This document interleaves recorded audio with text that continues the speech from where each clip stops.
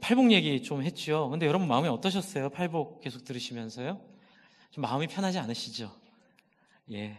왜냐하면 제 안에 없거든요. 그런 게요. 맞는 줄 알겠어요. 이게 맞아요. 그런데 제 안엔 그게 없어요. 어떻게 해야 되는지 모르겠어요. 그런데 게다가 제가 지난주 이제 좀 리뷰를 하고 오늘 말씀을 들어가야 돼서요. 5장을 한번 보세요. 마태복음 5장에 지지난주에 설명드렸죠. 소금과 빛 얘기를 하시는 거예요. 그래서 소금이 맛을 잃으면 밖에 버려 사람들에게 밟힌다. 그러니까 마음이 뜨끔한 거예요. 야, 내 안에 이 팔복에 이 은혜가 없으면 나도 맛을 잃은 소금이 아닐까? 사실 그 얘기 하신 거거든요. 너희 안에 이 팔복의 은혜가 없으면 너희는 그럼 저는 맛을 이루는 소금 어떡하라고 하는지 모르겠어요.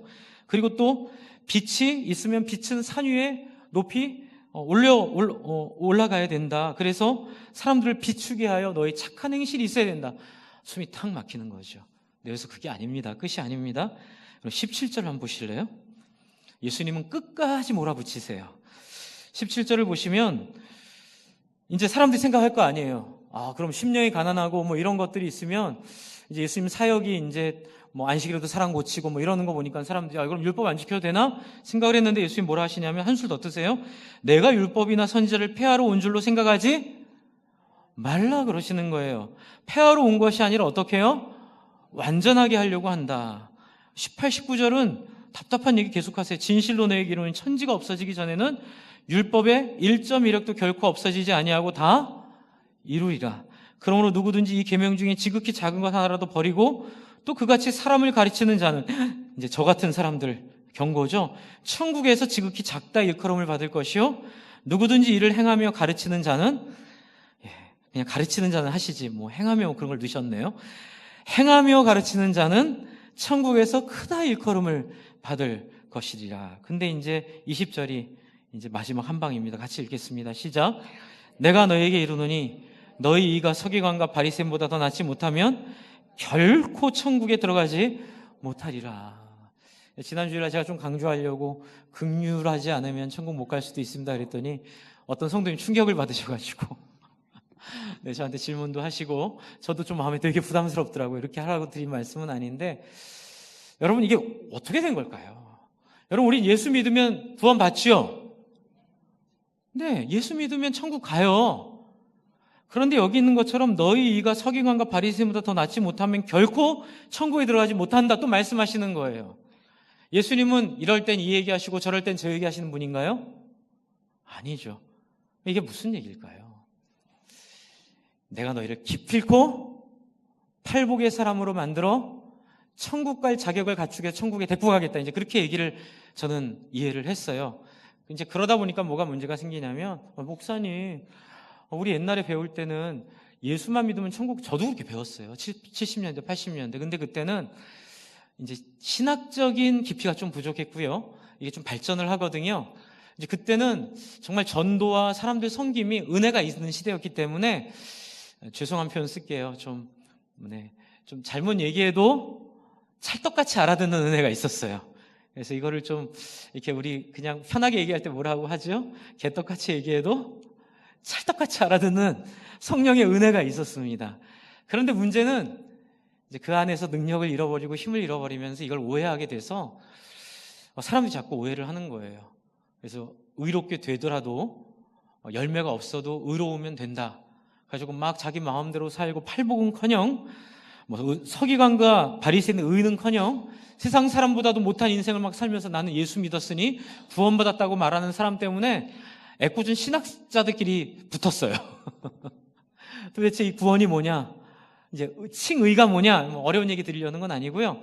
이제 그래서 저희 합동신학대학원에서 우리 현 교수님이 좋은 책 선물해 주셔서 제가 읽다가 굉장히 은혜를 많이 받았습니다. 제가 너무 좋은 분들이 계시는 교단에 왔구나. 그걸 제가 참 감동을 받으면서 많이 읽었는데요. 특별히 여러분 김병훈 교수님이라고 합동신학대학원 주직신학 교수님께서 쓰신 도대체 이 열매, 그러니까 팔복의 삶과 우리의 구원과의 관계를 이렇게 좀 해석을 하시더라고요. 제가 읽어드릴게요. 세 줄인데요. 우리는 믿음으로 옳게 된다. 그렇죠? 그런데 이분이 뭐라 하시냐면 그런데 우리가 믿음으로 옳게 되는 것은 이게 중요합니다. 믿음 그 자체가 우리를 의롭게 하기 때문이 아니라는 거예요. 요걸 구분하라는 거예요. 믿음은 의롭게 되는데 믿는다는 게 뭔가라는 걸 새롭게 바꿔야 된다는 거죠. 이제 한국교회가 심각하게 오염된 부분이 이 부분입니다. 믿는다는 걸 믿음 자체가 우리를 의롭게 한다 착각하는 거예요. 그래서 마치 이제 유대인들이 했던 죄와 똑같은 거죠. 난 율법이 있으니 난 구원받았으니 그러므로 자기 마음대로 사는 거예요. 근데 이 믿음이 의롭게 한다는 건 믿음이 우리를 의롭게 하는 게 아니라 이제 저를 따라해 주세요. 믿음으로 그리스도와 연합함으로 그리스도를 소유하게 됨으로써 의롭게 된다. 이 한 줄에 다 들어 있습니다. 여러분, 그러니 예수 믿으면 다 천국 가요. 그런데 그게 칼빈도 그랬고 많은 개혁주의자들이 성경, 개혁주의자는 딴 게 아니고요. 성경을 따라 예수 믿는 사람이 개혁주의자예요. 그러니까 성경에 집중해서 성경을 연구해 보니까 이런 말씀들이 있는 거예요. 팔복이 있고요. 그래서 이해하게 된 게, 단순히 제가 늘 그래서 말씀드리는 거죠. 천국의 기준이 예수님 때문에 낮아진 건 그건 불이에요. 그거 아니에요. 천국의 기준이 낮아져서 아무나 다 들어와라, 다 들어오면 다 태워줄게, 이런 거 아니에요. 여러분, 대학 입시에서 돈 받고 대학문 열어주면 그건 뭐예요? 은혜예요? 범죄예요? 범죄죠. 기분이 확 나빠지시죠? 열심히 공부하는 애들은 어떡하라고요? 여러분, 물론 그것과 완전히 비율을 일치시킬 수는 없지만 천국의 기준을 확 내리셨으면 그건 하나님이 공의롭지 못한 분이세요. 이게 하나님의 은혜죠. 기준은 안 바뀌어요. 그런데 예수님이 오심으로 어떻게 해요? 우리가 능히 이 위에서 살 수 있도록 우리를 바꾸어 주시는 게 그리스도를 믿는 믿음의 결과인 줄을 믿으시면 됩니다. 네, 그렇게 이 부분을 명확하게 하셔야 신앙이 악한 삶을 용납하는 그런 어려운 일을 겪지 않게 되세요. 제가 좀 설명을 드릴게요. 여러분, 예수님이 이렇게까지 얘기했는데 이제 제가 오늘 이걸 풀어서 얘기하려고 하는 거예요. 여러분, 그런데 21절부터는 누구에 대한 얘기가 나와요? 안 그래도 힘들어 죽겠어요. 팔복도 안 되는데. 그리고 우리의 열매, 우리의 삶의 결과를 보면 천국 기준에 미치지도 못해요. 근데 거기다가 21절에 보면 살인에 대해서 뭐라 그러죠? 사람을 죽여야 살인이다? 아니다. 사람을 죽여도 살인이지만 사람을 미워해도 살인이래요. 그리고 형제를 흉보는 것도 살인이래요. 거기서 숨이 탁 막혀버리죠. 저는 이미 사람을 많이 죽였어요. 그리고 뒤에 보면 간음에 대해서 뭐라 그러죠? 실제로 행위도 간음이지만 음욕의 마음을 품기만 해도 간음이라는 게 어떡하라는 거예요. 뒤에 그러니까 숨이 탁탁 막히는 거예요. 맹세도 그렇고요. 허풍이 애교로 봐줄 수 있는 게 아니고 죄래요. 내가 맹세하는데 막 이런 거, 이게 죄라는 거예요. 여러분, 이미 다 끝났어요. 우리는요. 보복에 관하여 보복하지 말래요. 내 권리를 뺏어갔는데, 부당하게 내 것을 앗아갔는데 보복하지 말래요. 원수 사랑하래요. 오른뺨 내밀면, 오른뺨 치면 왼뺨을 내밀어라. 여러분, 그리고 6장 1절에는 위선하지 말래요. 우리의 삶이 위선 그 자체인데 위선을 하지 말래네요. 너무 답답한 거예요. 그런데 여러분, 이 5장부터 6장, 7장에 있는 이 모든 과정 가운데 예수님이 문제만 던져주신 게 아니라 솔루션을 가해 놓으셨어요. 문제를 해결할 수 없으면 말도 안 하셨겠죠. 그러나 예수님은 우리의 인생에 하나님과 본질적으로 원수된 상태를 아시고 이 원수된 상태를 극명하고 적나라하게 내놓으신 이유는 뭘까요? 바로 팔복의 첫 번째 단계에 들어가게 하려는 거예요. 여러분, 이거 보고 목사랑 싸울 필요 없어요. 옛날에 어떤 제가 존경하는 분이 LTC라고 매일 성경 묵상 이제 훈련 가서 그 89년이었던 것 같아요. 이런 얘기를 그때 얘기했더니 신학생 한 여러 명이 일어나서 나중에 화를 내면서 싸우더라고요. 우린 믿기만 하면 구원 받는데 왜 우리가 이런 어려운 얘기를, 어려운 생각을 해야 되느냐. 그러면서 막 무슨 공산주의 뭐 자본주의 싸우듯이 그렇게 막 싸우고 비난하고 그 자리를 박차고 떠났던 기억이 나거든요. 그럴 필요 없어요. 여러분, 우리가 필요한 건 뭐예요? 여러분, 하나님 앞에 우리는 뭐라는 걸 느껴요? 여러분, 팔복을 보고 지금 이 뒤에 있는 여러 가지 맹세하지 마라, 헛붕치지 마라, 뭐 이런 여러 가지 모습을 보면 딱 누구예요? 아닌 척 하시네요. 저예요. 딱 제 얘기예요. 저는 천국에 갈 수 없는 사람이에요. 저에게 준비된 건 오히려 지옥밖에 없어요. 그럼 그 얘기한다고 화낸다고, 뭐 얼굴 이렇게 막 이렇게 껌댕이 묻고 이랬다고 누가 이렇게 너 얼굴 껌댕이 묻었어 그러면 막 화내고 싸운다고 해결이 돼요? 뭐 하면 돼요? 가서 씻으면 되잖아요. 그런데 너무 많은 사람들이 자존심만 상해가지고 한국 교회에 있는 지금 어려운 일들이 다 거기서 나온 거예요. 막 싸우는 거예요. 난 구원받았어. 막 우기는 거예요. 이렇게 살면서도 난 괜찮아. 실제로는 아니라고 하는데. 그래서 예수님이 곳곳에 방법을 주셨어요. 3번의 기도에 대한 메시지예요. 여러분, 우리의 이 현실, 우리의 이 처절한 우리의 모습을 예수님이 보여주신 목적은 갈라디아서에 있는 말씀처럼 우리를 율법이 몽학 선생이 되어 우리를 그리스도에게 데리고 가려고 하는 거예요. 그게 뭐예요? 한번 따라하세요. 나는 죄인입니다. 나를 구원하여 주소서. 여러분, 사도행전 2장을 한번, 앞에 제가 프레젠테이션 준비했습니다. 사도행전 2장 36절은 그런 내용이에요. 그런즉 이스라엘 온 집은 확실히 알지니, 그 얘기예요. 너희가 십자가에 못 박은 이 예수를 하나님이 주와 그리스도가 되게 하셨느니라 하니라. 이제 이 설교의 내용을 베드로가 너희가 너희의 삶을 고발하는 예수가 싫어서 죽였지. 그런데 예수는 부활했어. 이제 너희가 죽을 차례야. 그때 37절을 같이 읽을게요. 이들이 어떻게 했는지요. 같이 읽습니다. 시작. 그들이 이 말을 듣고 마음에 찔려 베드로와 다른 사도들에게 물어 이르되 형제들아 우리가 어찌할꼬 하거늘. 여러분, 지금 베드로의 설교를 통하여 이들이 한 반응이 굉장히 중요한 반응을 합니다. 마음에 찔려 베드로를 죽이려고 하지 않고 자기를 죽이는 자리로 들어가는 거예요. 다른 사도들에게 물어 이르되, 한번 따라해주세요. 형제들아 우리가 어찌할꼬. 여러분, 이것이야말로 예수의 십자가로 열린 은혜의 초대의 자리인 줄 믿습니다. 여러분, 그래서 마태복음 6장으로 가시면 마태복음 6장에 주기도문을 알려주실 때에 주기도문 처음에 어떻게 시작하죠? 하늘에 계신 우리 아버지요. 굉장히 어마어마한 메시지예요.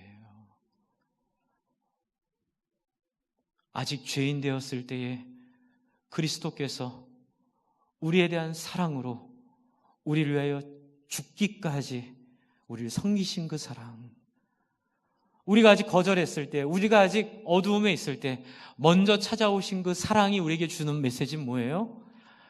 하나님이 너희를 부르신다는 거예요. 너희가 죄인임에도 불구하고 하나님 부르신다는 거예요. 죄인을 불러서 어떻게 하려고요?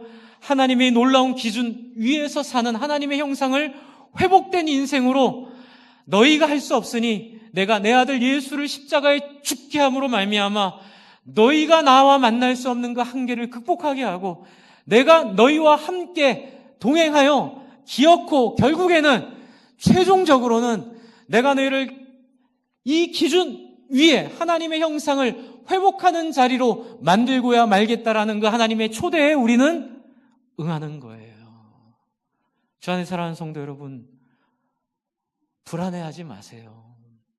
속상해하지 마세요. 얼굴에 뭐 묻었으면 씻으면 돼요. 얼굴에 뭐 묻었다고 그걸 가지고 싸우려고 하지 마세요. 여러분, 예수 못 만난 거예요. 여러분, 예수 믿었는데 삶이 안 바뀌는 건, 예수 믿었는데 아직도 새 속에 사는 건, 그건 연약해서가 아니라 아직 예수를 만난 적이 없기 때문에 그래요. 연합해 본 적이 없기 때문에 그래요. 목사님 어떻게 판단이라도 좋아요. 중요한 건 뭐예요? 하나님께 나아가시라는 거예요. 하늘에 계신 우리 아버지요. 여러분, 이 주기도문 첫 번째 기도입니다. 지난번에 했기 때문에 짧게 하고 갈 텐데요. 주기도문 처음에서 제가 강조한 게 뭐죠? 일용할 양식을 주옵시고. 여러분, 우리가 왜 팔복이 안 되고, 왜 원수가 있고, 왜 우리 안에 허풍이 있고, 이런 모든 이유가 어디 있을까요? 여러분, 왜 거짓말 하세요? 왜 서로 마음 아프게 하세요? 왜 아프세요? 다 먹고 살려고 그러는 거예요. 내 가족 보호하려고 하다 보니까 사기도 치고 거짓말도 하고 수단과 방법을 가리지 않고 돈을 벌어서 쌓아놓고 불안하니까 그러는 거예요. 여러분, 하나님이 대포처럼 쏴주신 메시지입니다. 하나님께 나아가면 더 이상 사기칠 일도 없을 줄 믿습니다. 더 이상 거짓말할 일 없을 줄 믿습니다. 더 이상 갈등할 일 없을 줄 믿습니다. 왜요? 하나님이 일용할 양식을 보장해 주시기 때문에 그렇습니다. 여러분, 이건 인간의 품위를 세우는 일이에요.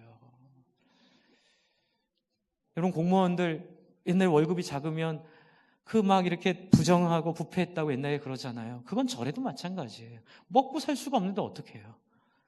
그러니까 어떻게 나라가 공무원들을 충분히 배려하고 충분히 살 수 있도록 해주자. 그래서 해주니까 훨씬 더 부정이 없어지죠. 보장이 되면, 군인들도 보장이 되면 어디에 전념해요? 자기의 깨끗해야 될 임무에 전념하는 거예요. 여러분, 똑같습니다. 하나님이 여러분 찾아오셔서 여러분의 인생의 불안을 근본적으로 해결해 주시겠다고 예수님이 여러분에게 선물을 지금 주고 계시는 거예요. 언제요? 어찌할꼬 할 때. 하나님, 저는 죄인입니다. 저 어떻게 해요? 라고 할 때. 여러분, 그래서 보면 이 첫 번째 기도를 넘어가면 두 번째 기도가 나와요. 제가 이제 무슨 말씀 드리려고 하냐면 예수님이 말씀하시면서 곳곳에 기도에 대한 이야기를 3번 넣어놓으셨어요. 이 의미는 이 팔복을 나아갈 수 있는 유일한 길이 기도라는 거예요. 그래서 아버지하고 나아가는 그 기도와 더불어 이제 두 번째 기도인데 여기에 기도에 이제 우리가 해야 될 기도의 첫 번째 단계가 여기 있어요. 24절, 6장 24절 한번 읽겠습니다. 6장 24절 한번 보세요. 성경을 한번 보세요. 성경을요. 제가 멀리 가는 성경은 앞에다 쏴드리고요. 가까이 있는 성경은 제가 그냥 같이 읽도록 하겠습니다. 6장 24절 같이 읽습니다. 시작. 한 사람이 두 주인을 섬기지 못할 것이니 혹 이를 미워하고 저를 사랑하거나 혹 이를 중히 여기고 저를 경히 여김이라. 너희가 하나님과 재물을 어떻게 해요? 겸하여 섬길 수가 없다. 굉장히 심각한 얘기를 하고 계시는 거예요. 여러분, 이 기준은 하나님 없는 사람들이 밑에 사는 기준이에요. 왜요? 자기를 지키는 사람이 없으니 자기가 자기 먹고 사는 문제 해결해야 돼요. 그래가지고 그 안에서는 돈이 신이에요. 예수 믿으면 부자 됩니다. 그 말은 결과적으로는 맞지만 동기적으로는 틀린 말이에요. 지난주에 산울교회 종말을 사는 그리스도의 삶이라는 제목으로 가서 발표 쭉 짧게 하고 토크쇼를 했거든요. 교인들이랑. 근데 교인들의 가장 큰 관심 중에 하나가 이 666에 대한 관심이더라고요. 여러분도 관심 있으시죠? 제가 오늘 666이 뭔지를 설명을 드리겠습니다. 바코드일까요? 666이 바코드일까요? 그건 세대주의라고 말하는 잘못된 신학에서 나온 이단적 생각이에요. 여러분, 666의 실체는 이필창 교수라고 하시는 그 요한계시록 전공하신 교수님이 쓴 책에 너무 정리가 잘 되어 있는데 666은요, 그 당시 네로 황제의 이름을 히브리어로 바꿨을 때 히브리어가 갖고 있는 숫자의 총합이 666이라는 거예요. 그래서 그 당시 사람들은 이렇게 좋아하지 않는 사람들, 불편한 사람들 이름을 얘기 안 하고 숫자로 얘기를 했대요. 그래서 이는 짐승의 순이 곧 666이라. 그것은 바로 요한계시록에 살고 있었던 사람들 시대의 로마 황제를 의미하는 거였고요. 다니엘서 7장에 있는 짐승과 연상을 하여 그 네로 황제가 그 짐승과 같은 적그리스도적인 존재라는, 적그리스도라는 얘기는 요한 1세에 나오지만 그 개념을 갖고 오면 적그리스도적인 존재라는 것을 의미하고 있어요. 제가 이렇게 말씀드렸어요. 성도님들한테. 여러분, 이 시대 666은 뭘까요? 바코드요? 아니요. 바코드 받으셔도 돼요. 전 빨리 지갑을 안 갖고 다녔으면 좋겠어요. 중요한 건요, 여러분, 돈에 몰입하는 여러분의 삶이 666에 굴종하고 복종하고 여러분이 이미 그 인을 받은 거예요. 특별히 이 부분 제가 정말 죄송한데요, 너무 여러분 마음 힘들게 해드릴까 봐 오해 안 해야죠. 한나는 괜찮아요. 여러분이 먹고 살 수 있는 토지, 여러분이 사는 삶에 뭐 농사 지면 농사의 토지, 공장하면 공사의 토지, 뭐 집 있으면 집, 괜찮습니다. 네, 산울교회 교인들이 설교 끝나 물어보시더라고요. 하나는 괜찮냐고. 그래서 하나는 괜찮다고 제가 얘기를 꼭 드려야 된다. 공장하기 땅 괜찮아요. 어떤 자기의 일을 하기 위한 땅은 좋아요. 토지는 좋아요. 여러분, 이 시대 666은 자기가 살 것도 아닌데, 자기가 거기서 일할 것도 아닌데, 농사 질 것도 아닌데, 오직 돈 하나 바라보고 땅 사고 집 사는 게 이미 여러분 666을 받으신 거예요. 바코드가 문제가 아니에요. 이미 우리는 네로 황제가 상징했던 돈, 권력, 일용할 양식을 믿지 않는 사람들이 사는, 오직 내가 내 인생을 책임지고 오직 내가 내 아이들을 책임진다는 그 이방인들이 하는 삶을 이미 우리는 따라 살고 있으면서, 바코드라고요? 그건 사탄의 교육이에요. 주 안에 사랑하는 성도 여러분, 제발 그렇게 살지 마십시오. 죄송합니다. 당장 뭘 어떻게 하라는 건 아니고요, 장기적으로 생각을 한번 해보세요. 제가 그렇게 드리는 말씀은, 여러분, 구약 성경에 보면 하나님께서 토지에 대해서 이렇게 얘기하세요. 제가 특별히 토지에 대한 하나님의 마음 때문에 그래요. 토지를 영영히 팔지 말 것은 토지는 다 내 것임이니라. 너희는 나그네요 우고하는 자로서 나와 함께 있느니라. 레위기 25장 23절. 가옥에 가옥을 연하며 전토에 전토를 더하여. 무슨 얘기냐면, 집이 있는데 집을 또 사고, 땅이 있는데 땅을 더 사며 빈틈이 없도록 하고, 이 땅 가운데 홀로 거하여 하는 자, 이게 뭐냐면 혼자 이 모든 것을 독식하려고 하는 자는, 한번 따라해서, 그들은 화 있을진저. 하나님의 마음이에요. 모르겠어요.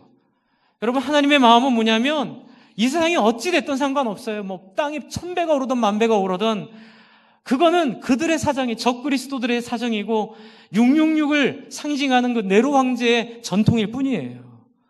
여러분, 이 성경 이렇게 얘기합니다. 따라해 주십시오. 하나님과 재물을 겸하여 섬길 수 없느니라. 여러분, 제가 뭐 여러분 힘들게 하려고 말씀드리는 거 아닙니다. 왜요? 그래야 진정한 영광을 경험할 수 있기 때문에 그래요. 여러분, 뒤에 보시면 25절부터, 6장 25절부터 보시면 무슨 얘기가 나와요? 그러므로 하나님과 재물을 섬길 수 없으므로 뭐라 그러세요?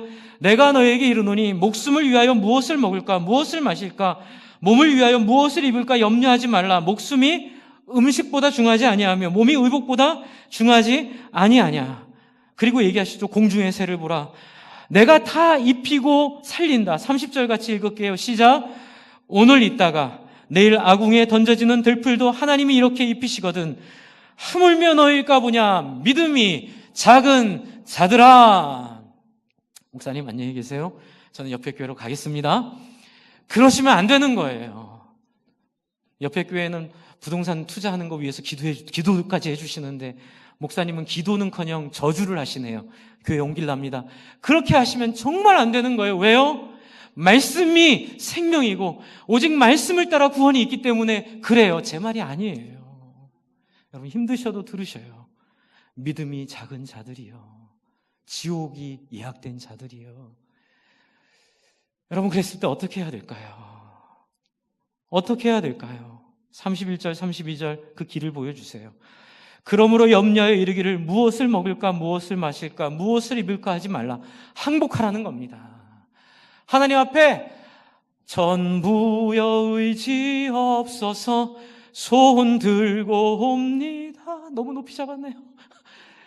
네, 천부여 의지없어 손 들고 옵니다. 주 나를 박대하시면 내 어디 가리이까. 하나님, 666에 굴복한 인생 불쌍히 여겨 주십시오. 지옥이 예약되어 있는, 아직 예수 믿지 못하는 이 불쌍한 목사이지만, 장로이지만, 권사이지만, 집사이지만 아직 예수 만나지 못한 이 불쌍한 영혼을 긍휼히 여겨 주십시오라고 기도하는 것이 기도의 첫 번째 단계입니다. 하늘에 계신 우리 아버지여, 부를 수 있는 자들에게 하나님 주시는 특권입니다. 누구든지 자기 죄를 자복하면 그는 의롭고 미쁘사 우리 죄를 사하시며 모든 불의에서 우리를 깨끗게 하실 것임이리야. 할렐루야. 여러분, 이 하나님 믿으십니까? 이 좋으신 하나님, 이 좋으신 하나님 앞에 우리가 할 일은 딱 하나예요. 아까 전에 베드로가 얘기한 그 얘기에 이렇게 반응하잖아요. 우리가 어떻게 할꼬 라고 통곡하는 통곡의 기도. 너무 놀라운 섭리는 팔복 때문에 통곡하게 됐는데, 예수님 말씀 때문에 죄인임을 알고 하나님 앞에 무릎 꿇게 됐는데, 하나님이 우리한테 와서 손을 잡고 뭐라 그러세요? 따라해주세요. 복 있는 자요, 심령이 가난한 자요, 애통해하는 자요. 희한한 거예요. 그것 때문에 통곡했는데, 그것 때문에 회개했는데 하나님이 나한테 팔복에 이미 들어왔다고 선언하시는 거예요. 여러분, 저는 이 시대 한국교회가 회복해야 될 지점이 이 지점이라 믿습니다. 중생의 회개에 거듭남의 의로움, 거듭남의 복음을 누구든지 다 경험해야 될 줄을 믿습니다. 여러분, 감리교는 사실 영국에서 그걸 강조하느라고 부흥했던 교회예요. 개인의 회심, 자기의 돌이킴, 너무 잘하시잖아요. 나 같은 죄인 살리신 주 은혜 놀라워. 배가 침몰할 때에 사람들은 혼비백산에서 살 길을 찾는데, 그 모라비안 교도들은 배에 모여서 찬양하는 거예요. 하나님을 찬양하는 거예요. 두려움이 없는 거예요. 너희에게 일용할 양식을 주시는 너희 아버지가 계시니, 욕망에 노예되지 않고, 욕심에 노예되지 않고, 자기 야망에 노예되지 않고, 그 놀라운 기적은 통곡할 때에, 애통해할 때 시작되는 것을 예수님이 의도적으로 말씀하고 있음을 믿습니다. 주 안에 사랑하는 성도 여러분, 사도행전 2장을 다시 한번 보여주세요. 2장에 그렇게 그들이 얘기했을 때 앞장을 하나 보내주세요. 38절을 같이 읽을게요. 같이 읽습니다. 시작. 베드로가 이르되 너희가 회개하여 각각 예수 그리스도의 이름을 세례를 받고 죄 사함을 받으라. 그리하면 무엇을? 성령을 선물로 받으리니. 여러분, 이 앞에 보셨으니까 그거 보시고 마태복음 7장 7절까지 한번 가봅시다. 마태복음 7장 7절 한번 여세요. 7장 7절은 여러분 성경을 찾으셔야 돼요. 7장 7절을 요걸 기억하시고 한번 읽으세요. 7장 7절 뭐라 그러죠? 구하라 그리하면 너에게 주실 것이요, 찾으라 그러면 여러분, 이 말씀이 이 본문의 맥락 속에서 결코 돈 없으면 구하면 돈 많이 주시고, 문제 생기면 구하면 다 해결해 주시고, 그냥 내가 원하는 거 다 주신다는 얘기가 결코 아니에요. 그 얘기는 이 말씀을 너무너무 오해하는 거예요. 뭘 구하라는 거예요? 앞에 얘기했잖아요. 무엇을 먹을까, 무엇을 입을까, 무엇을 살까 염려하지 말고 먼저 그 나라와 무엇을요? 의를 구하라. 그 나라와 의는 두 가지 의미가 있어요. 먼저 하나님 앞에 회개하는 게 그 나라와 의예요. 하나님, 나는 죄인입니다. 하나님, 나는 정말 죄인입니다 라고 회개할 때 어떤 회개를 할까요? 한번 따라해서, 하나님, 나 살려주세요. 나 살려주세요. 나 살려주세요. 여러분, 이게 구하는 거예요. 하나님, 이대로는 못 삽니다. 이대로는 지옥 갑니다. 이대로는 내가 하나님의 나라에 들어갈 수가 없습니다. 하나님, 나 살려주세요. 여러분, 이렇게 기도하는 자에게 하나님 무엇을 주신다고요? 11절을 읽겠습니다. 7장 11절입니다. 7장 11절 시작. 너희가 악한 자라도 좋은 거대로 자식에게 줄 줄 알거든 하물며 하늘에 계신 너희 아버지께서 구하는 자에게 좋은 것으로 주시지 않겠느냐. 이 누가복음에 이렇게 되어 있어요. 하물며 하늘에 계신 너희 아버지께서 구하는 자에게, 따라해주세요, 성령으로 주시지 않겠느냐. 여러분, 베드로가 사도행전 2장 38절에 뭐라 그랬죠? 예수 그리스도의 이름으로 세례를 받고 회개를 하고 제사함을 받으라. 그리하면 뭘 주신다고요? 성령을 선물로 주시리니. 여러분, 뭘 구하라는 걸까요? 하나님, 나 살릴 성령 부어주세요. 하나님이 이 참혹한 이 중독 안에서 나를 구원해 주세요. 돈 중독, 토지 중독, 아파트 중독, 여행 중독, 술 중독, 약물 중독, 성 중독, 이 모든 중독으로부터 하나님 나 살려주세요라고 했을 때 여러분, 하나님이 여러분에게 성령을 부어주실 줄을 믿으시기 바랍니다.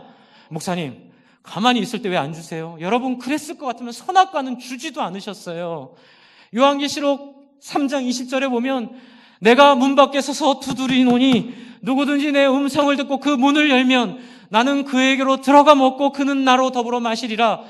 여러분, 왜 예수님이 문만 두드리고 안 부시고 들어가실까요? 문을 부시는 순간 여러분은 하나님의 형상이 아니라 종이 돼버리는 거예요. 하나님이 아들이 아니라 여러분은 부하가 돼버리는 거예요. 그래서 여러분이 지옥 가는 한이 있어도 하나님은 여러분의 인격과 여러분 안에 자원하는 마음을 존중하셔서 여러분에게 애원하시며, 그리고 안 되면 어떻게 해요? 자기의 아들을 십자가에 달려 죽이면서까지 여러분이 어떻게 해요? 자원하는 마음으로 무릎 꿇고 마음을 열기를 기다리시는 하나님, 이것이 선악과의 비밀이에요. 하나님 한 번도 나를 비인격적으로 대하신 분이 아니세요. 죄인들한테 불 내리는 분 아니세요. 그들을 부끄럽게 하시고 그들의 인생을 돌아보게 하시고, 예수님을 보니 도대체 내 인생은 인생이 아니에요. 예수님을 보니 도대체 나는 이렇게 살면 의미가 없어요. 그래서 하나님 앞에 와서 통곡하는 거예요. 하나님, 나는 죽일 죄인입니다. 여러분, 이것이 기도의 첫 번째 단계입니다. 제 설교 가지고 안 돼요. 여러분, 아무리 탁월한 사람들, 석학들, 위대하고 탁월한 모세가 설교하고 예수님이 설교하도 안 돼요. 예수님도 문만 두드리시잖아요. 여러분한테 부탁드립니다. 여러분, 기도의 자리로 나오셔야 됩니다. 예배하기 10분 전에 오셔서 기도하십시오. 여러분, 수요 기도에 나오셔서 끝나면 기도하는 시간에 엎드리십시오. 금요일날 기도하러 나와 오십시오. 하나님 앞에 들은 말씀을 가지고 하나님 앞에 그 마음을 품고, 하나님, 나 살려주세요. 하나님, 나 온유함이 있기를 원해요. 하나님, 나 이렇게 살아갈 수가 없어요. 이 중독에서 저 벗어나게 해주세요. 이 씻을 수 없는 666의 이 흔적을 지워주세요. 주식할 수가 없죠. 투기할 수가 없죠. 시간이 아까운데요.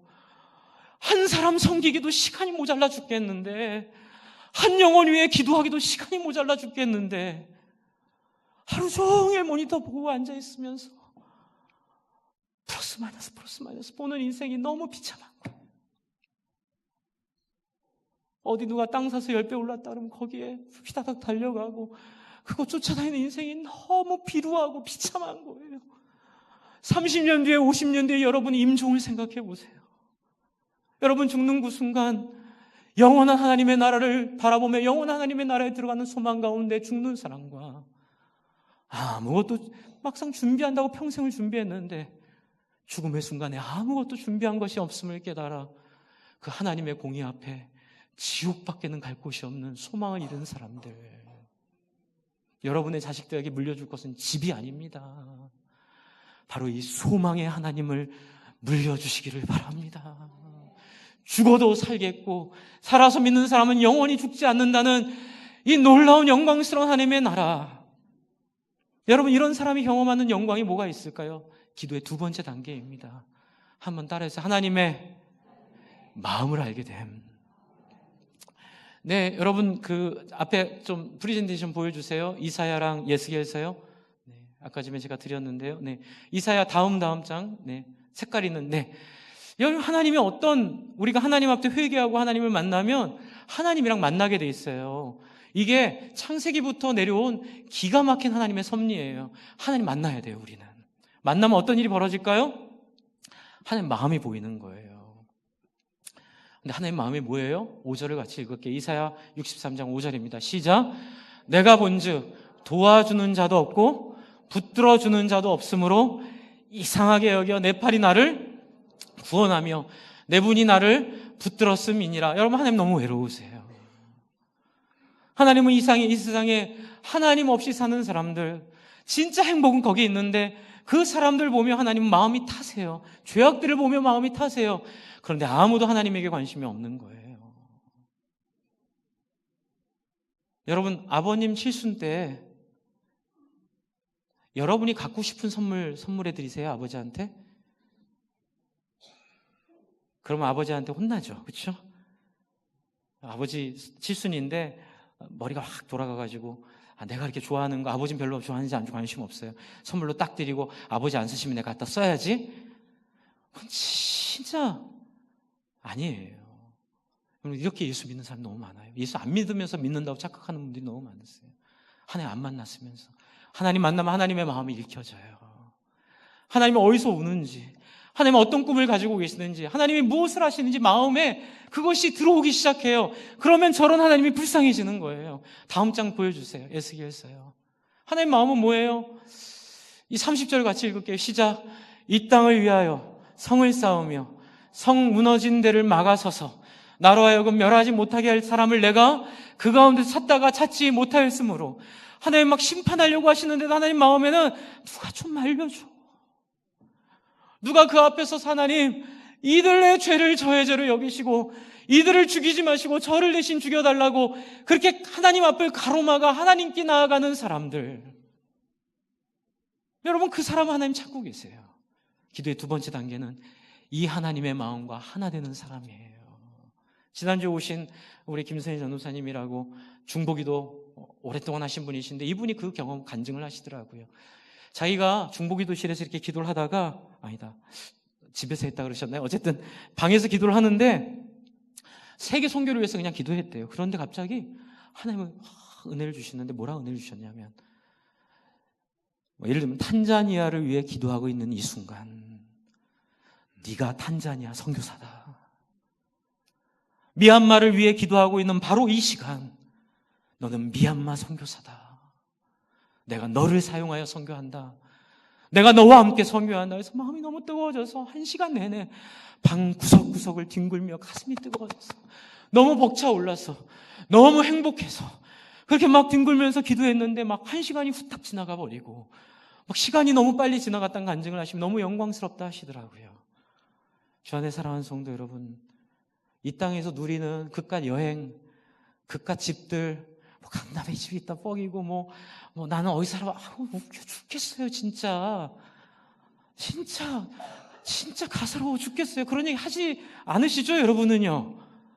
혹시라도 그런 데 집 있고 뭐 집값 좀 오른 데 있으면 그거 갖고 마음 편하게 먹지 마세요. 야고보서에 써 있어요. 네 죽으면 그게 누구게 되겠느냐. 여러분, 제발 그렇게 살지 마세요. 어떻게 해요? 기도의 두 번째 단계입니다. 성 무너진 데를 가로막아 나로 멸하지 못하게 할 바로 그 한 사람이 되시기를 바랍니다. 너의 하나님 여호와가 너의 가운데 계시니 그는 구원을 이루실 자신이라. 뭐라고요? 그가 너로 인하여 기쁨을 이기지 못하게 하시며 너로 즐거워하시며 즐거워하시리로다. 아멘. 하나님이 즐거워하는 사람, 하나님이 기뻐하는 사람, 그 사람에게 약속한 약속은 마태복음 6장 33절에 있습니다. 33절을 같이 읽겠습니다. 마태복음 6장 33절입니다. 그 사람에 대한 약속입니다. 같이 읽습니다. 시작. 그런즉 너희는 먼저 그의 나라와 그의 의를 구하라. 그리하면 이 모든 것을 너희에게 더하시리라. 할렐루야.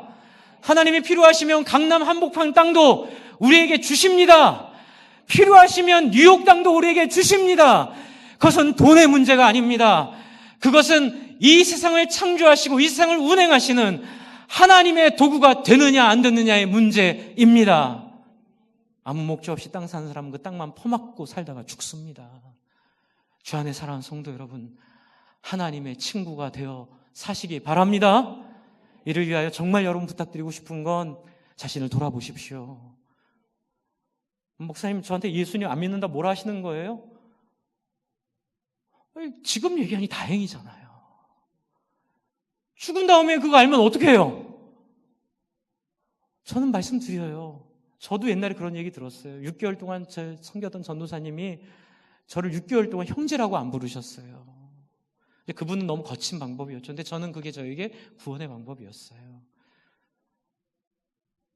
왜 저를 형제를 안 부르세요?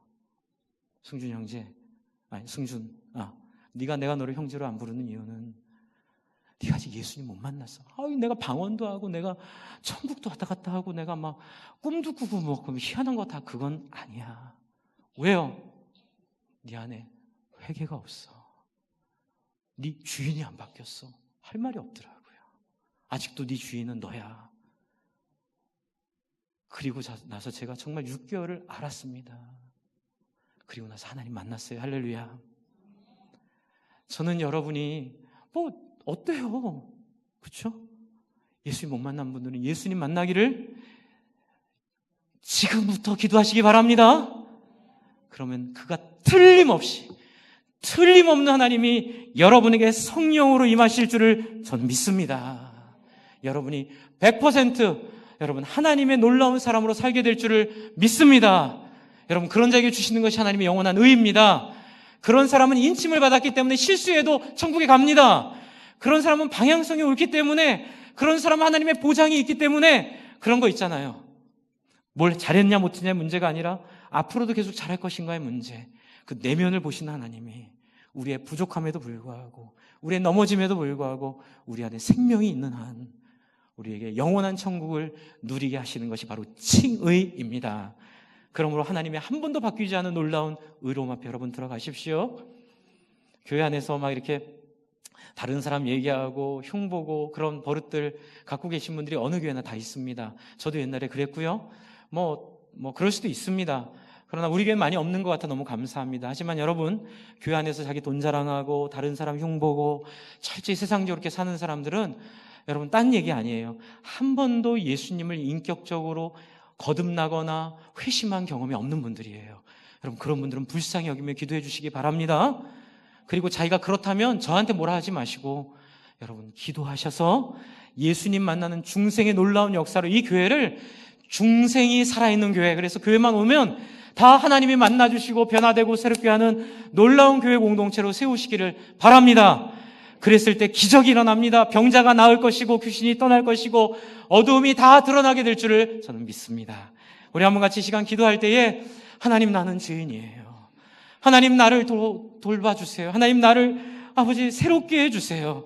하나님 나는 지옥 갈 수밖에 없어요. 하나님 나를 불쌍히 여겨달라고 여러분 그렇게 하나님 앞에 솔직히 우리의 모습을 보고 하나님 앞에 열매 없음을 보고 성화되지 않는 모습을 보고 그리스도와 연합하지 않는 모습을 보고 하나님 앞에 솔직하게 인정하며 한번 기도하기를 바랍니다. 중생을 거듭남을 경험하게 해달라고요. 같이 기도하겠습니다. 하나님 아버지 하나님 앞에 아버지 중생을 거듭남을 경험하는 교회 되기를 간절히 소망합니다.